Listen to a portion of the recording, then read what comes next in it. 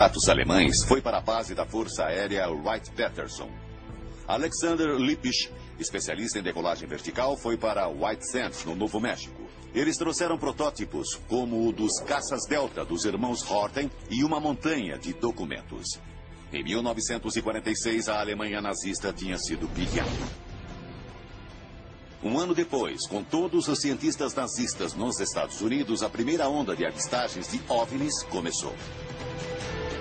Bom, você não acha que isso parece exatamente o que descrevemos, Jack. Foi isso mesmo que vimos. Será coincidência? Ou uma investigação mais cuidadosa da mais famosa avistagem de OVNIs em Roswell, Novo México, poderá revelar um novo e mais obscuro segredo? Junho de 1947. Kenneth Arnold, um piloto de 42 anos, faz o primeiro relato documentado de uma avistagem de OVNI nos Estados Unidos. Sobrevoando o estado de Washington, ele viu a formação de aeronaves em forma decrescente com um padrão de voo muito peculiar. O Dr. Bruce McAbee é um físico especializado em ótica que investigou o caso Arnold. Não tinham asas, não dava para ver as asas, motores, estabilizadores verticais, nada do que é normal. Mas ele presumiu que era um novo tipo de aeronave. A descrição de Arnold dos movimentos das naves gerou pela primeira vez a expressão disco voador. 2 semanas depois, os Estados Unidos passaram pelo incidente com OVNIs mais famoso de todos os tempos. Julho de 1947. Um objeto cai perto da base aérea de Roswell, no Novo México. Depois de investigar o local da queda, a Força Aérea divulgou um comunicado à imprensa. A base aérea de Roswell enviou um comunicado à imprensa falando sobre um disco voador que havia caído no deserto. Poucas horas depois do primeiro comunicado à imprensa, a Força Aérea emitiu outro, dizendo que o objeto em questão era um balão meteorológico. Um erro inocente ou desinformação deliberada?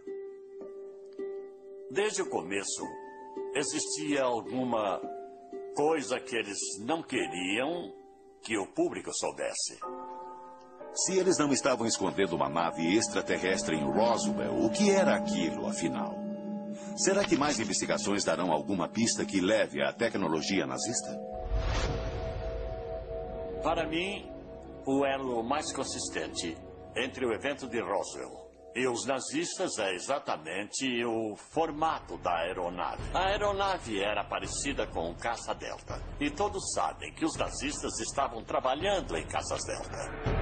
A queda de Roswell aconteceu a pouca distância de voo de White Sands, a base da Força Aérea para onde foram levados os caças Delta dos irmãos Horten. Roswell aconteceu 2 semanas depois de Kenneth Arnold ter registrado a primeira avistagem documentada de um OVNI. Seria isso que a Força Aérea tentava encobrir? O protótipo de um caça-delta feito pelos norte-americanos com base na tecnologia nazista? Depois de Roswell, as avistagens de OVNIs começaram a aumentar, chegando ao clímax na década de 50. Discos voadores são vistos em toda parte. Muitos desses discos fantásticos voam pelo ar. Você já viu algum? Havia dezenas de milhares de avistagens. E está bem documentado agora que existia algum tipo de guerra aérea sobre a América em 1952. O público se convenceu de que a invasão extraterrestre havia começado. Até o presidente Truman entrou em cena. Existem coisas assim acontecendo. Discos voadores, sabe? No fim dos anos 50, a cultura popular reforçou a mensagem. OVNI significava extraterrestre. Discos voadores vinham do espaço sideral. Em 1952, a Força Aérea Norte-Americana criou o projeto Blue Book. Com uma força-tarefa instalada na base aérea Wright-Patterson, o projeto Blue Book coletava e avaliava relatórios e avistagens. Uma análise desses testemunhos oculares mostra que Roswell não foi o único incidente com OVNI perto das bases ultra-secretas norte-americanas. Ocorreu um grande número de avistagens perto dos hotspots. Hotspots são as mais secretas e bem guardadas bases militares. Na maioria, as bases para onde os cientistas alemães foram levados na Operação Paperclip. A base aérea de Wright-Patterson era um desses hotspots. Os primeiros relatórios diziam que os destroços do acidente de Roswell haviam sido levados para lá. O quartel-general do projeto Blue Book também era lá. Em 1965, o objeto de Kecksburg foi visto dentro de um dos hangares. E era lá que ficavam os mais brilhantes cientistas nazistas. O Dr. Paul Zies é um engenheiro aeronáutico aposentado. Ele trabalhou com cientistas alemães do projeto Paperclip em Wright-Patterson no fim dos anos 50. Eu trabalhei com 7 deles. Havia provavelmente uns 40 em Wright-Patterson. No começo eram alemães leais que queriam que a Alemanha vencesse, eu não vejo nada de errado nisso, e se tornaram norte-americanos leais quando vieram para cá. Leais o bastante para se calarem sobre os programas secretos de armas? O que os cientistas do projeto Paperclip sabiam sobre teorias inovadoras da gravidade e discos voadores? O chefe de Paul Zies, Dr. Wilhelm Knackstedt, sabia alguma coisa. O doutor dizia: há umas pessoas que têm algumas ideias doidas sobre levitar coisas, mas ele não estava muito interessado nisso. Mas os militares norte-americanos estavam. No fim dos anos 50, tiveram início testes secretos em Wright-Patterson com uma aeronave em forma de disco ou lenticular.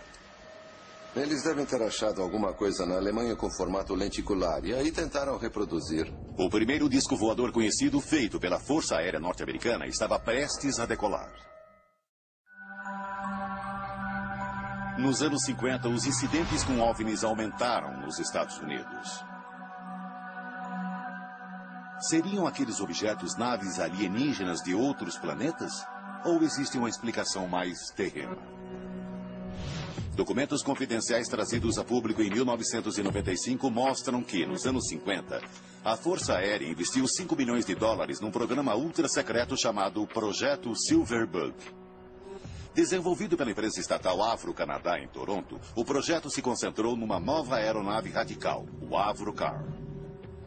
Bill Zuck é historiador da aviação canadense.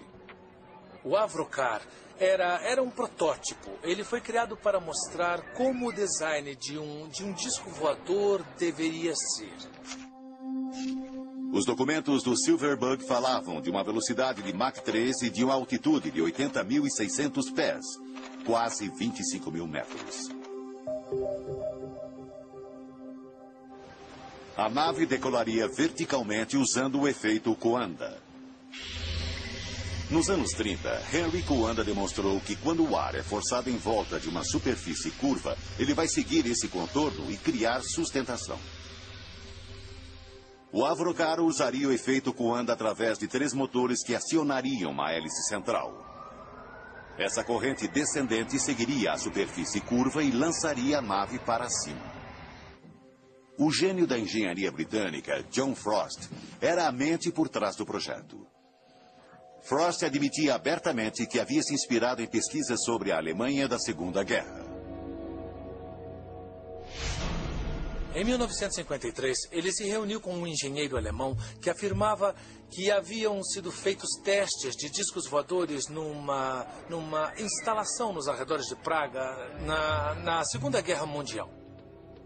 Essa confirmação de testes com discos não é o único elo entre o Avrocar e a Alemanha nazista. Um dos consultores do projeto era Alexander Lippisch, um engenheiro do projeto Paperclip. Durante a Segunda Guerra, ele havia trabalhado na decolagem vertical com outros cientistas nazistas. O que John Frost estava fazendo era basicamente garimpar as informações que